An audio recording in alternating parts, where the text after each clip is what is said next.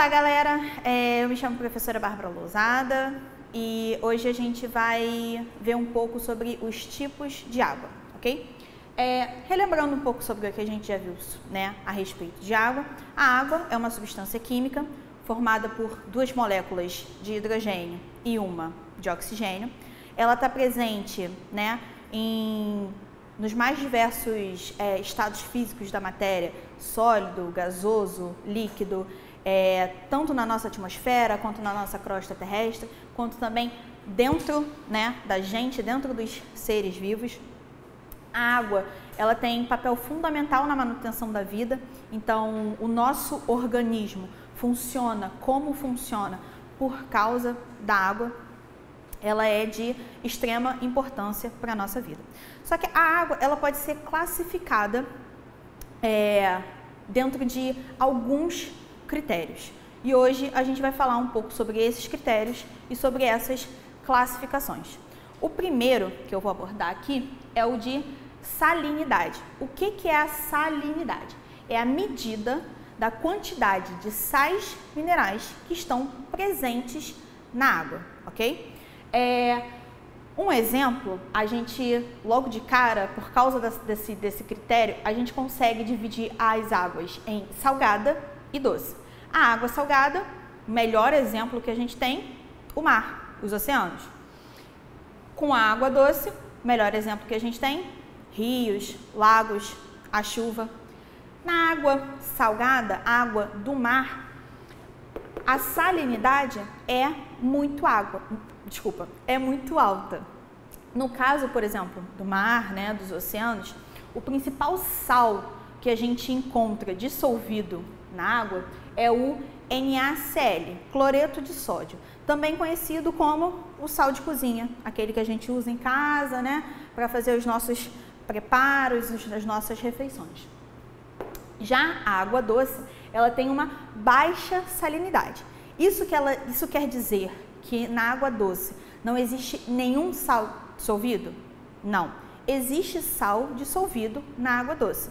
Só que, quando comparado com outras águas, como por exemplo a do mar, a taxa, né, a quantidade é bem menor e aí a gente faz essa separação.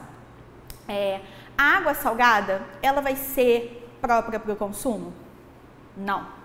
E aí eu vou acrescentar isso aqui. Por que não? A água salgada, se ingerida, ela vai surtir o efeito contrário. Ao invés de hidratar a gente, ela vai acabar desidratando, justamente por causa dessa quantidade grande de sais que estão dissolvidos nela. A água doce, ela vai ser própria para o consumo? Talvez. E por que talvez? Só pelo fato de ser doce, ela poderia ser consumida. Só que a gente não sabe necessariamente que outras substâncias podem estar dissolvidas naquela água, qual a origem daquela água. Então, tem outras coisas que a gente deve levar em consideração antes de consumir.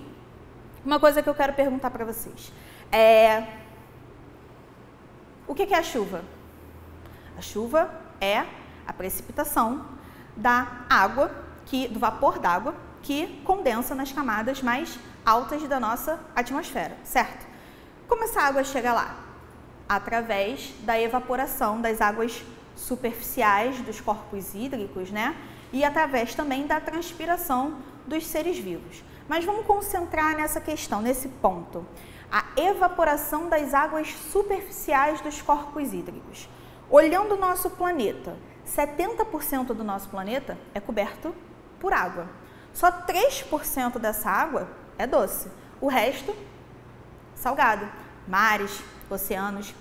Essa água, quando ela evapora, né? Essa água salgada, quando ela evapora, por que a chuva não é salgada? Deveria ser, certo?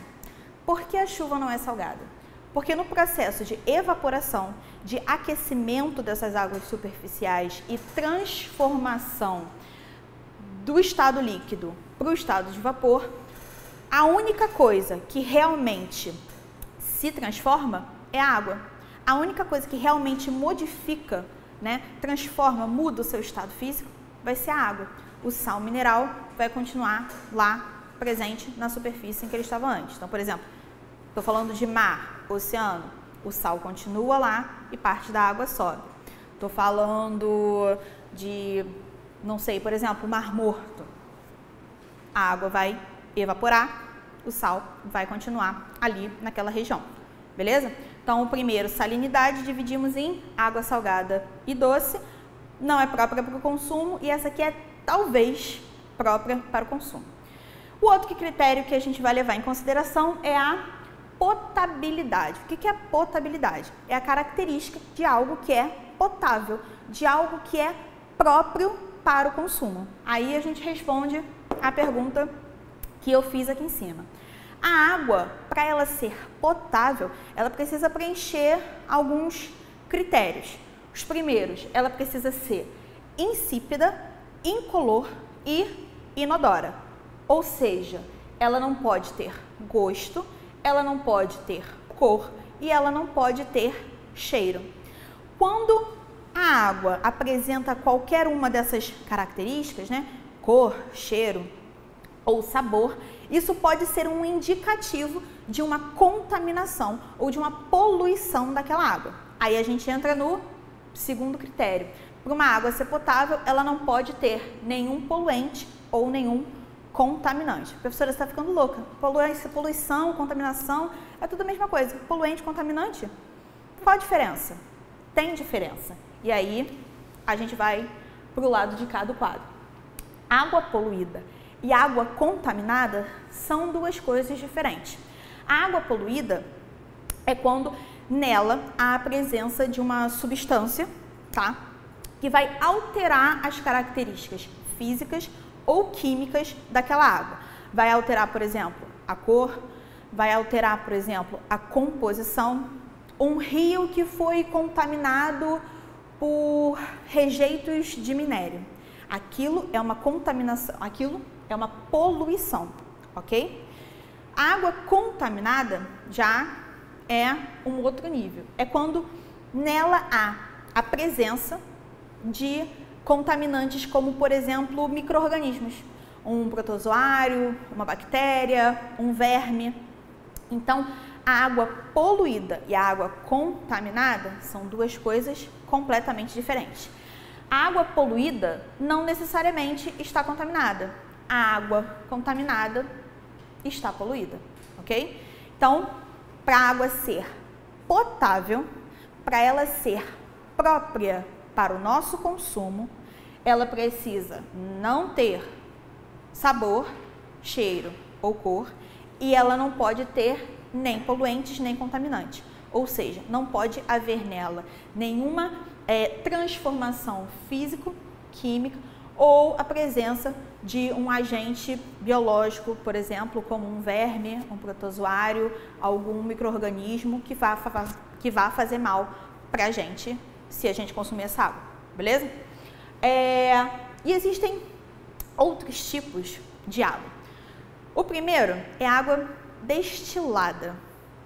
Destilada, vocês já tinham ouvido falar de água destilada? É um pouquinho raro a gente encontrar. Ela é mais usada, por exemplo, em laboratórios para fabricação de remédios. Ela é usada, por exemplo, no uso, no dia a dia do uso de algumas máquinas, ok? Essa água aqui, ela é feita em laboratório. Essa água é o estado puro da água. Ela é só H2O, só hidrogênio e oxigênio. Não tem nenhum sal nela, não tem nenhum poluente, não tem nenhum contaminante, não tem nada. Só H2O. Essa água, será que ela é própria para o consumo? A gente tende a pensar que sim. Água pura, a mais pura que existe? Tá.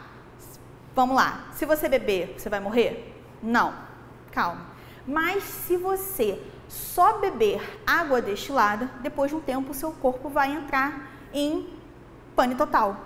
Por quê? A gente precisa dos sais que estão dissolvidos na água para que o nosso corpo funcione de maneira perfeita, de maneira, né, tudo direitinho. Essa água é pura, não tem esses sais minerais. Então, a partir do momento que a gente não encontra esses sais minerais na água, o nosso corpo vai começar a dar defeito. Era própria para o consumo, então? Não.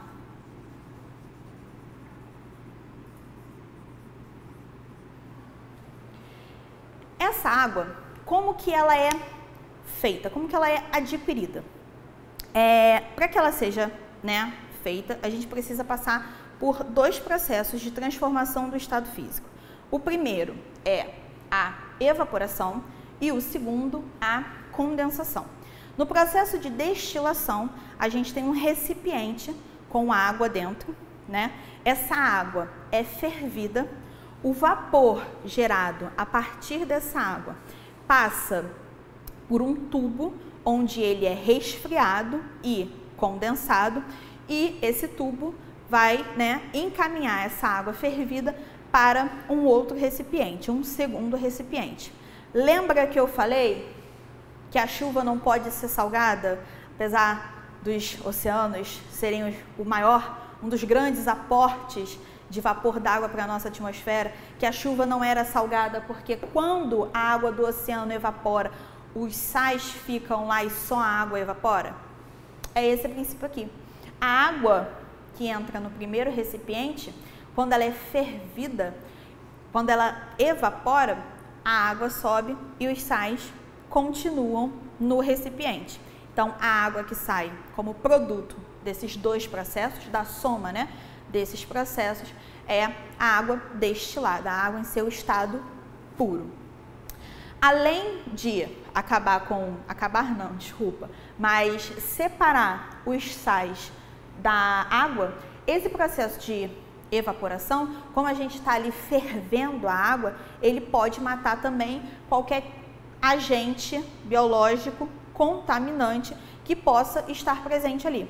Então, mais uma vantagem desse processo para a obtenção dessa água pura. E aí, chegando no final, a água mineral. Vocês, né, ao longo dessa aula devem ter pensado, e aquela água que eu bebo na garrafinha, que eu compro na lanchonete, no mercado, aquela água vai ser então boa para o meu consumo? Ela vai ser própria para o meu consumo? Sim. Aquela água, só que aquela água, ela não é só mineral, ela não é só potável, ela é os dois. O que é uma água mineral? A água mineral é uma água que pode, né, ter diversas fontes, né, de origem, mas no geral ela pode ter cheiro, ela pode ter sabor, ela pode ter algumas substâncias químicas ou gases dissolvidos nela, mas no geral ela tem algum efeito medicamentoso. Aquilo que está dissolvido nela pode fazer algum bem à nossa saúde. Quando aquela garrafinha, né, que a gente compra na lanchonete, no mercado, é quando a gente soma isso aqui, a presença de substâncias que possam ter um efeito medicamentoso, com a potabilidade, ou seja, a ausência de um poluente, um contaminante, e a ausência de cheiro, cor e sabor, ok? A água que você bebe, ela é mineral? É, mas ela não é só mineral, ela é mineral e potável. A água mineral, por exemplo, é só mineral, ela pode ser encontrada naqueles termais, já viram? Perto de montanhas, que tem aquelas piscinas termais com água muito quente, onde as pessoas vão para fazer tratamentos, muitas vezes tratamentos de pele, ou então de doenças relacionadas à musculatura, à ossatura. Essas águas, né, essas verdadeiras piscinas, ficam próximas a fendas em que tem, né, contato com as camadas mais inferiores da nossa crosta terrestre, as camadas muito quentes, que ainda tem lava e magma, né, na verdade, lava é só depois que sai, que ainda tem lá o magma. Esse magma, ainda aquecido pelo calor lá do centro da Terra, vai aquecer essa água dessas piscinas, e aí, por causa da sua fonte, por causa das rochas do local onde ela nasceu, ou então por causa desse contato dessa proximidade com o magma, ou alguns outros fatores, a gente tem uma água com esses químicos ou esses gases dissolvidos nela e que podem ter efeitos medicamentosos, ok?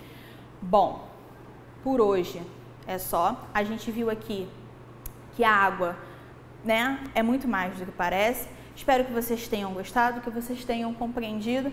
Não é um assunto muito difícil, né? Então, qualquer dúvida, estamos à disposição e tchau, tchau!